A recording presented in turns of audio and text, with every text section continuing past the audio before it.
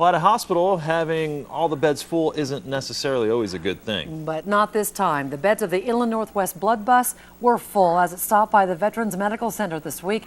And in tonight's Wear Red Friday story, we met one medic who proves that taking care of vets is in his blood.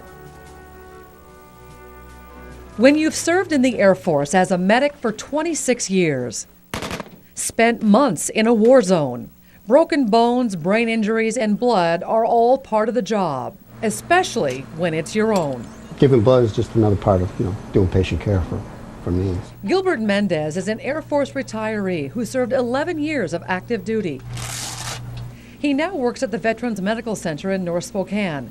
Right arm, left arm, it doesn't matter.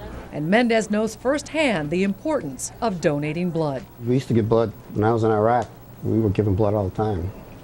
We would have shortages and the call would go out and medics and docs and nurses would stand in line, And it wouldn't only be for our guys, it was for wounded Iraqis or bad guys too.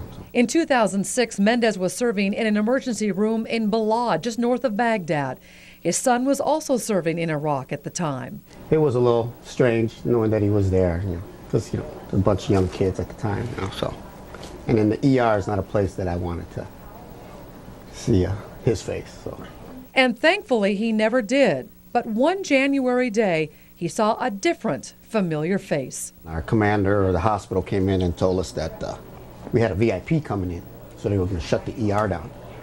And the medics, we didn't like hearing VIP stuff, because they were all VIPs. Anybody came into the ER. So we didn't know exactly who he was. We just knew he was some news guys.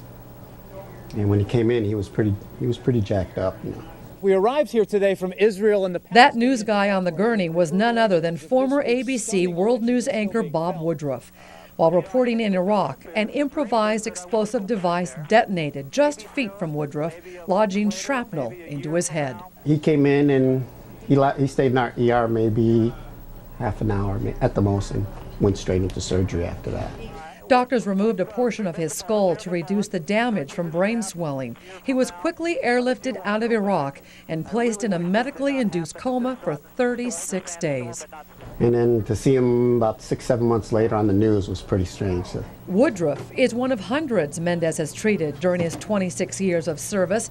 And even though he's retired, his passion for patient care hasn't. In fact, it's in his blood.